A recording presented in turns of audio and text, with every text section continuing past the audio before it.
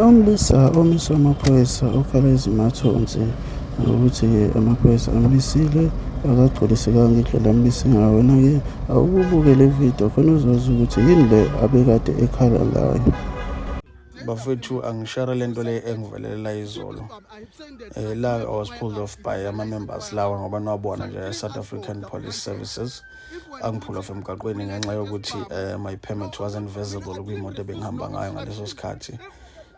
So bangiphula off emgaqweni, mabengiphula off lensizwa le egqoke iskibha esiyelo noma esi-orange yakantuli, sengithola nokuthi yakantuli, ifike laphana ivele ithi yona angilokhuzana ngiphume emotweni mhlambe ngiphethe isibhamu bese ngiyadisclose kuyona ukuthi yes I do have a firearm and it's a licensed firearm, it's a legal firearm. So ngiphume emotweni, suthi mangiphume emotweni ingabisakhonsida ukuthi ibize ingane, ivele ifuna ukusigrabha kumina isibhamu emzimbeni. Mayifuna usigrab then I refuse ukuthi you cannot do that, and when I was the first one to disclose ukuthi ngiphethe isibhamu, so you should when ufuna ilicense yaso nikuphele noma uqhubeke nokusesha enye imoto noma ufuna ama-licenses ami.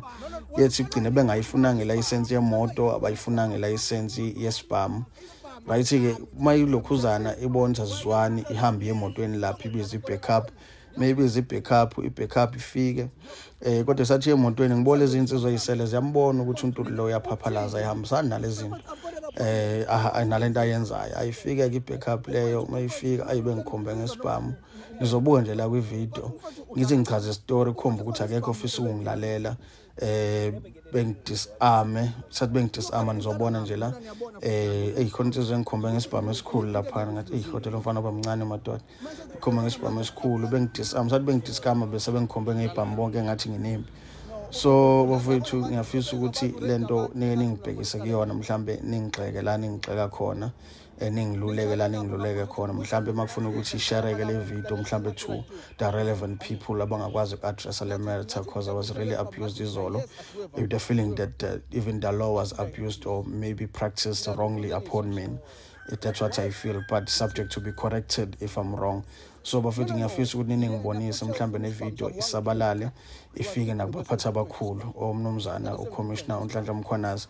Tebuhlungu kakhulu, khona insizwa la igqoke ikepesi elimnyama on my left nesikepesi esimnyama, ibonile ukuthi I was taking a video of this and yafisa ukungiphuca ifoni. Isihlandla sathi ngiphuca ifoni quickly ngikwazile ukuyilokha, yafuna i-password nga-refuse, ngathi angifethu ongcono vele usibeke esiphongweni ongcono ngizazi ukuthi angisaphili, ngeke kodwa ngikunike ivideo.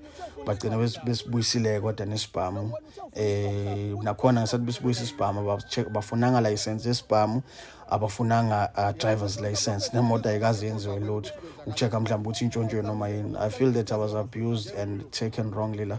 Cela-ke bafethu ningilulekini ngendlela mhlambe ekuyiyona, ningixekelayo ningixeka khona. Ngiyabonga. Uzozwa ngathi yena nje right? Yeah. Sibisibhamu. Sikhona kumina. Sikuphi kule ndawo? Sikumina kuqala. Emzimbeni? Yeah. Cela ukudisarma ke right, amaphoyisa lawo right? Ngenzeni bafethu? Wait baba, asizo agishwa nawo right? Asizo agishwa nawe ke. Into egcina ke leyo ke.